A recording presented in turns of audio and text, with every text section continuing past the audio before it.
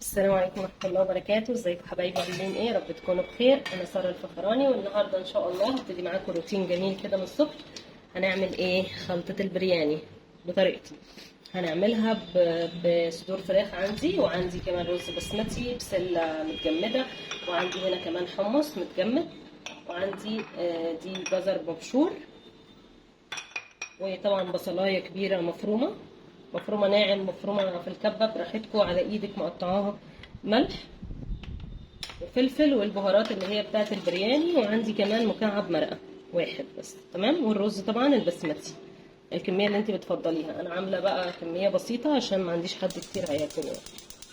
هسخن الحله اول حاجه. هبتدي طبعا هحط سمنه. اول حاجه هبتدي بيها هحط سمنه. احط سمنه واشوح الاول البصله لغايه لما تاخد لون حلو، وبعد كده انزل بقى بالفراخ. احط معلقه كده محترمه من السمنه.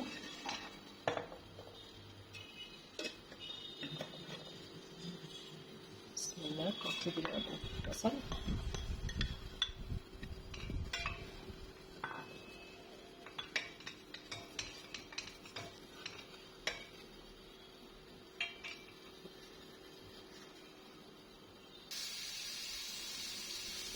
دلوقتي هبتدي انزل بقى بالملح والفلفل في المرحله دي كده. انا سيبته شويه يتحمر، بعد كده هبتدي ان انا ابتدي انزل بالملح والفلفل.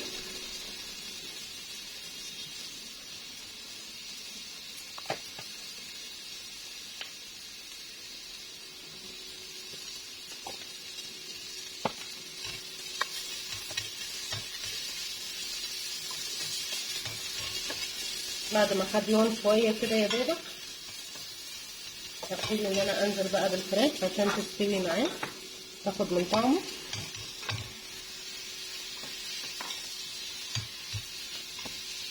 دي صدور مكعبات، انا مقطعاها مكعبات علشان تبقى بقى مع الرز كده تتاكل بسهوله يعني، احسن ما تبقى بعضم يعني قوي. تمام. هغطي بقى عليها، واول حاجه هنزل بيها بقى تاني مع الفراخ. هبتدي ان انا افتح ده، هاخد منه يا دوبك نص الكميه اللي فيها، اللي كميته كبيره وانا عامله حاجه بسيطه. فهاخد معلقتين مليانين كده من الخلطه اللي هي بتاعت البرياني دي الشيفي. تمام. جميله جدا، ريحتها تحفه، عايزه اقول لكم خطيره ما شاء الله. وفي المرحله دي برضو هنزل بالمرقه، واحده مرقه كده صغيره، واحده بس هنزل بيها. هشوح الكلام ده كله مع بعضه.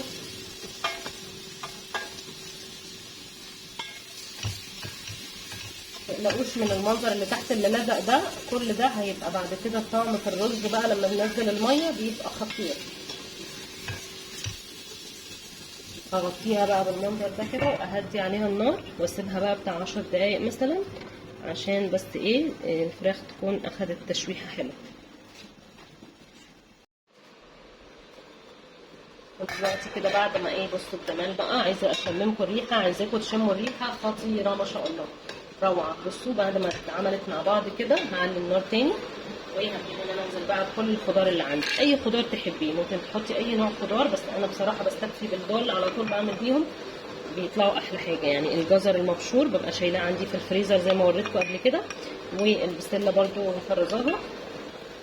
وكمان تقدري تعملي بسله وجزر اللي هم بيبقوا متفرزين مع بعض في كيس واحد. وده حمص شام انا برضو سلقاه وحطاه في الفريزر في علب كده وباخد منه.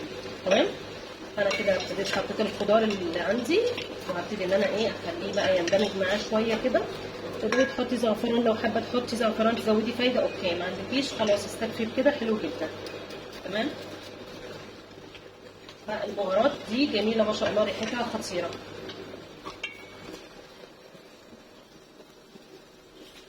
هبتدي ارجع بقى اغطيها مره تانية واسيبها برضو تاخد من طعم بعضها، والحاجات دي يعني تاخد تسويه شويه، وكمان دي تفك معانا، الجزر يفك ويندمج معانا. اوطي النار شويه، اهديها واسيبها شويه كمان 10 دقايق. تمام. دلوقتي بقى هبتدي ان انا اظبط ملح وفلفل، احط شويه فلفل كمان، وهحط رشه ملح اللي هي الملح المظبوط اللي في الرز بتاعك يعني. وهحط بقى كميه الرز بتاعتي. بعد كده ببقى محضره بقى بالنسبه للرز البسمتي، هياخد معايا كوبايتين من الميه. بسم الله. يعني الكوبايه الواحده بتاخد معايا كوبايتين من الميه. فبما ان انا حاطه بس كوبايه رز واحده، هحط كوبايتين من الميه، ميه مغليه. تمام. وهسيبها بقى زي عمايل الرز العاديه جدا. هسيبه يغلي الاول غلوتين لغايه لما يتشرب، وبعد كده بقى ههدي النار عليه خالص واسيبه بقى يستوي براحته. بس كده ونكون خلصنا الرز. تعالوا بقى اعمل معاكم وصفه جميله جدا هتعجبكم قوي ان شاء الله. اول حاجه انا عندي ده جيلي اللي هو الفراوله. تمام.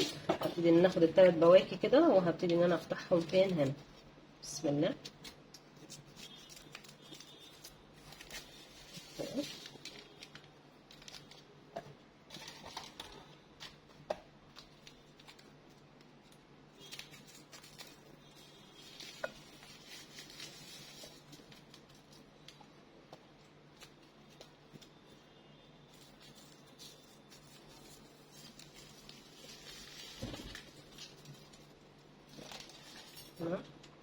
بعد كده بقى انا عندي هنا ميه سخنه، وطبعا انتوا عارفين الجيلي ميه سخنه على ميه ساقعه، فهنحط المقدار اللي مكتوب عندك في الباكو بالظبط.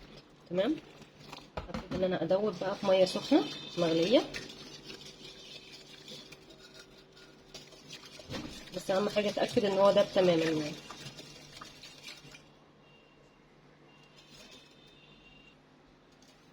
بعد ما اتاكدت ان انا دوبته تماما، هبتدي ان انا عندي ميه ساقعه هنا، هزود ميه ساقعه. التزموا بقى انتوا بالمكتوب على باكو الجيلي، يعني شوفوا قد ايه ميه واعملي المقدار بالظبط عشان ما يطلعش معاكي الجيلي طعمه مش حلو. تمام. ادي كده خلاص خلصنا طبقه الجيلي. عندي هنا دي مانجا مكعبات، ومعاها كمان برقوق مقطعاه مكعبات. هبتدي ان انا اجيب اي قالب عندي. انا عندي القالب ده. تمام.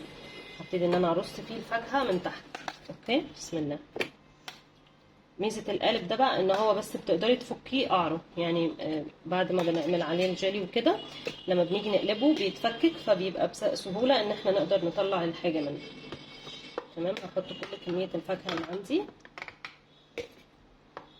بالمنظر ده كده، اوزعهم بس. ماشي. وبعد كده بقى هعمل ايه؟ هحط عليهم طبقه الجيلي تدخل جواهم. بسم الله. تمام. بسم الله الرحمن الرحيم. ان انا انزل بقى الجيلي حبه بحبه كده.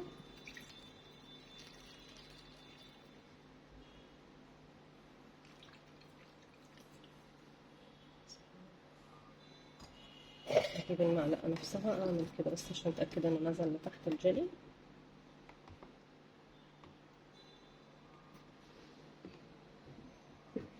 اوكي. تمام بالمنظر ده كده. خلاص.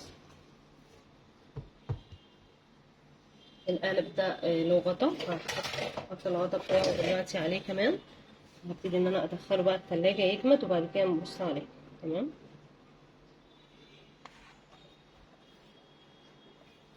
كده بالمنظر ده قفلته، وهدخله التلاجة يجمد. ده كده شكل الرز بعد ما استوى حبايبي. بصوا زي الفل ومفلفل وخطير. اهو هنعمله كده بالشكل ده.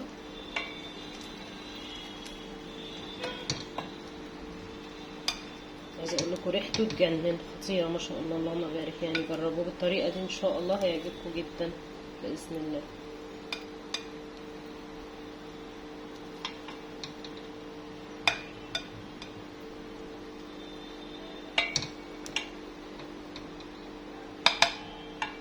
ده شكل الرز بعد ما استوى.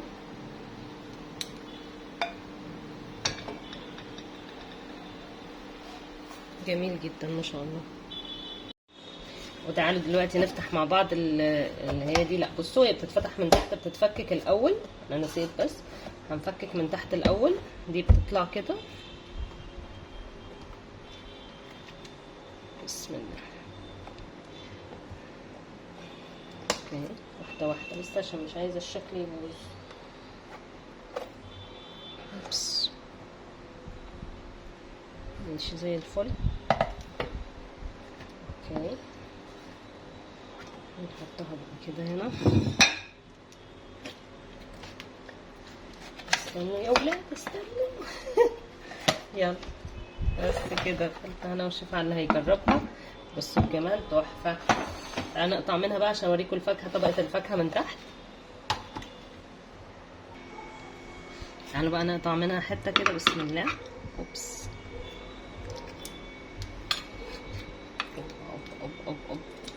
اوب. بصوا اهي هنا كده الفاكهه. انا عايزه اجيب لكم شكل الفاكهه، استنوا يا ولاد. بس كده حلو قوي، تحفه. عايزه اقول لكم بقى طعمها ان شاء الله هيطلع بقى انتم متخيلين الطعم خطير باذن الله. بألف هنا وشفا على اللي هيجربها.